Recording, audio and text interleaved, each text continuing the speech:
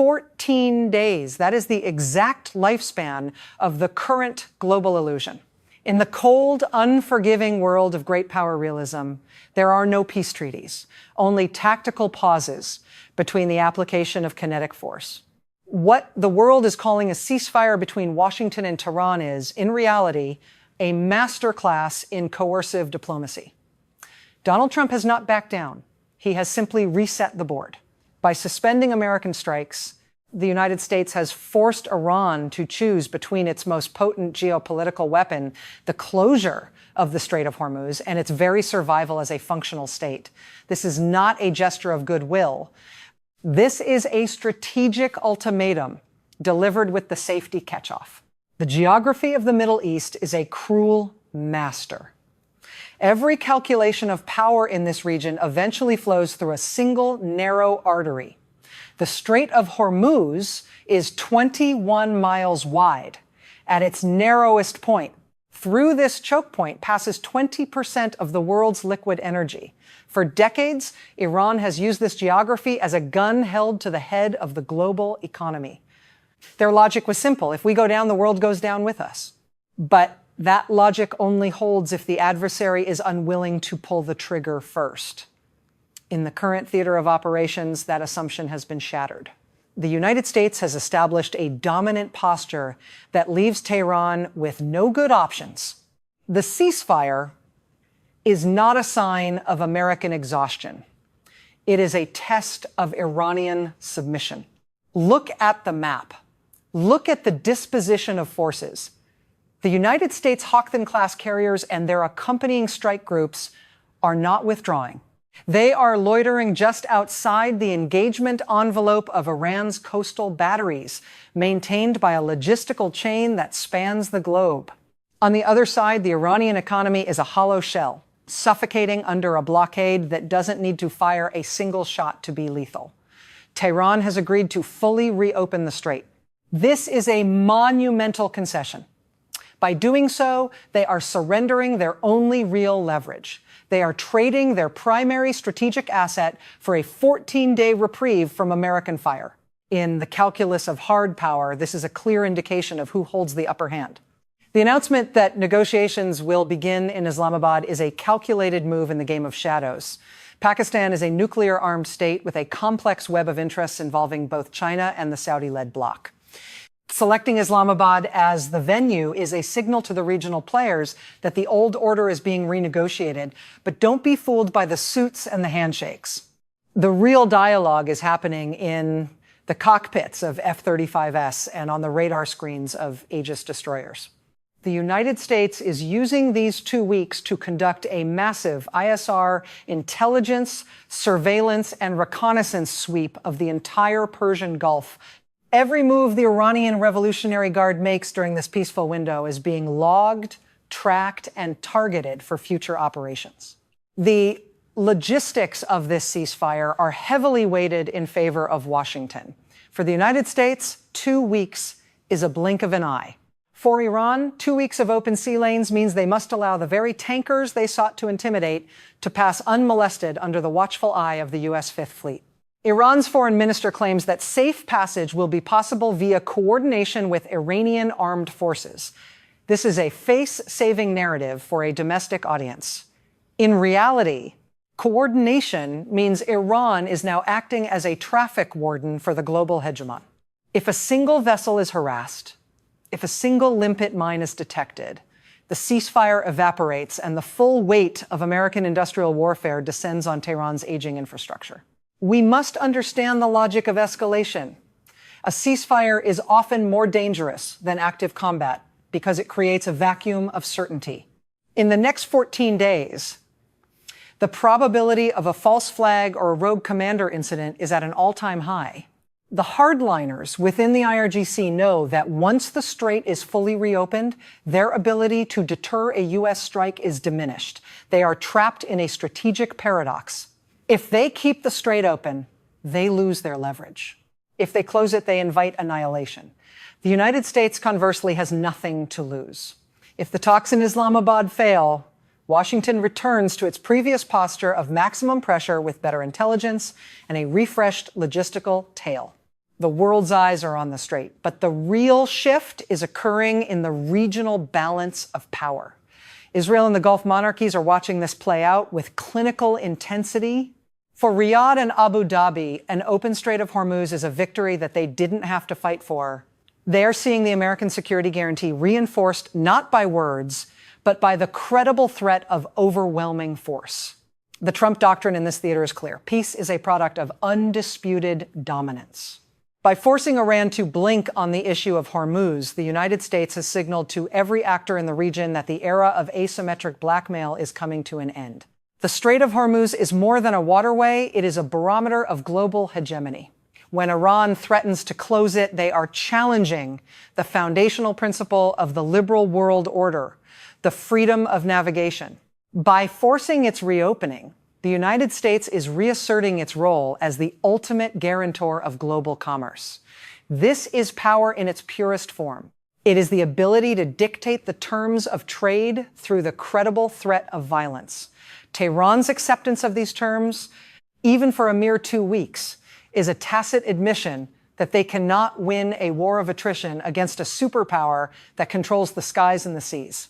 Let us dissect the Islamabad summit before it even begins. What is there to negotiate? The United States wants a permanent end to Iran's nuclear ambitions and a cessation of its regional proxy wars. Iran wants an end to the sanctions that are strangling its regime. But these are not equal goals. One side wants to change the behavior of its rival. The other side is fighting for its very existence. In a realist framework, negotiations are simply the formalization of the facts on the ground. And the facts on the ground are that the U.S. military is positioned to dismantle the Iranian state, while Iran is only positioned to cause a temporary spike in oil prices. As the clock ticks toward Friday, the logistical tension will reach a breaking point. Every Iranian missile boat that leaves its pier will be tracked by a drone. Every submarine that dives will be hunted by a sonar buoy. The United States is not just waiting for Friday. It is refining its target list. This 14-day window allows for the rotation of personnel and the stockpiling of precision-guided munitions in regional hubs like Al Udeid and Diego Garcia. The U.S. is not preparing for a deal. It is preparing for the possibility that a deal won't be necessary. We must also consider the role of the global energy markets. The moment Trump announced the suspension of attacks, oil prices began a controlled descent. This was a deliberate economic strike against the Iranian treasury. By lowering the price of oil, the U.S. reduces the value of whatever illicit exports Iran can still manage. It is a feedback loop of pressure. The more the tension eases, the less money Iran makes. The less money Iran makes, the less they can afford to maintain their sophisticated defense networks. Time is a weapon, and in this ceasefire, time belongs to Washington. The strategic turning point will occur at the end of these 2 weeks.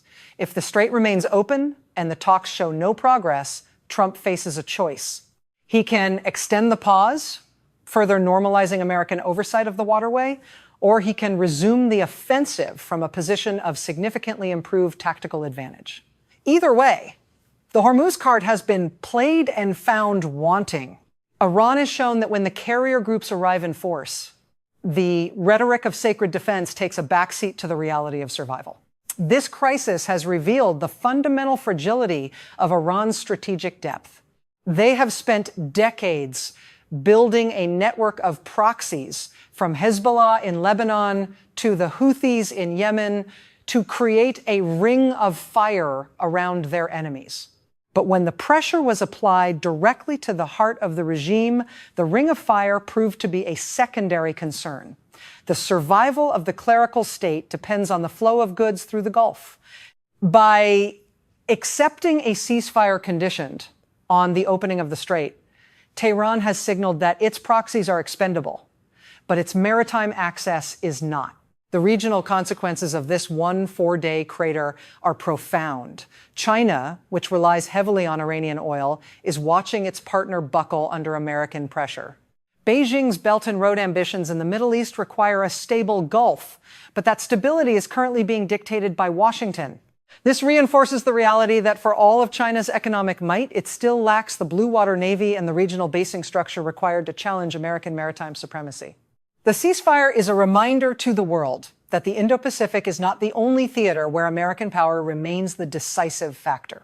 As we move toward the Islamabad talks, the narrative of de-escalation will dominate the headlines. But don't listen to the headlines. Listen to the hum of the turbines and the silence of the satellites. The United States is currently conducting the most comprehensive tactical rehearsal in the history of the Persian Gulf. They are seeing how Iran reacts to a pause. They are measuring the response times of Iranian shore batteries. They are testing the limits of Tehran's command and control. This is not a peace process. It is a battle damage assessment and a pre-flight check for the next phase of the conflict. The logic of great power realism dictates that a hegemon cannot allow a regional challenger to hold the global economy hostage. The Strait of Hormuz is a geographic anomaly that Iran tried to turn into a strategic veto. Through a combination of overwhelming naval presence and the threat of catastrophic kinetic intervention, the United States has effectively vetoed that veto. The 14-day ceasefire is the period in which the world waits to see if Iran will accept its new diminished status or if it will choose a path of suicidal escalation. We must ask ourselves, what does safe passage look like in a world where the U.S. Navy is the final arbiter? It looks like a world where Iranian sovereignty ends at its low tide mark. If the Islamabad talks result in a permanent reopening of the strait under international Read American supervision, then the Iranian Revolution has effectively been contained. The logic of the map has been reasserted. The superpower has demonstrated that it can reach across the globe and pry open the throat of its adversary without even needing to launch a full-scale invasion. The conclusion of this 2-week drama is not yet written, but the theme is clear. This is a story of power, geography, and the cold reality of the international system. There are no partners for peace in the Persian Gulf, only competitors for control. Donald Trump has understood a fundamental truth: you do not negotiate with a knife at your throat. You break the hand that holds the knife, and then you offer to talk. The suspension of attacks is the offer to talk. The reopening of the strait is the sound of the hand breaking. 14 days, the clock is ticking. For the diplomats, it is a race to find a middle ground that likely doesn't exist. For the strategists, it is a window to prepare for the inevitable. The United States has proven that it can control the tempo of the crisis. It can escalate, it can pause, and it can dictate the terms of the Huqin. Iran, conversely, has proven that its greatest weapon is only effective as long as it isn't used. Once they agreed to open the strait, they stepped onto a slope that leads only in one direction, toward a new regional order where the United States remains the undisputed master of the waves. The aftermath of this ceasefire will be felt for a generation. It will change the way tankers are insured, the way navies are built, and the way regional powers calculate their risks. The myth of the unclosable strait has been punctured. The reality of American hard power has been reaffirmed. As the world watches the delegates arrive in Islamabad, they should remember that the most important person in the room isn't at the table. He is sitting in the Oval Office, watching a live feed of the most vital waterway on Earth, waiting to see if he needs to give the order to finish what he started. The final question is not whether there will be peace, but what kind of peace it will be. Will it be a peace of mutual respect or a peace of exhaustion and submission? In the world of realism, the answer is always the latter. Power does not share. It occupies, it dominates, it secures. The 14 days on the brink of the crater are not a reprieve from the storm, they are the eye of the storm. And in the eye of the storm, the one with the most steel, the best logistics, and the clearest will always wins. The United States is that power. Iran is just a country trying to survive the next 2 weeks. When the sun sets over the Persian Gulf 14 days from now, the map will look the same, but the reality of the power balance will be fundamentally different. The strait will be open, the American fleet will be ready, and the illusion of Iranian parity will be gone. This is the art of the deal at the end of a gun barrel. It is cold, it is sharp, it is logical, and in the theater of great power competition, it is the only language that truly matters. The 14-day countdown has begun. Watch the water, watch the skies. And remember that in this game, there are no second prizes. You either control the geography or the geography controls you. The United States has made its choice. Now we wait for Tehran's.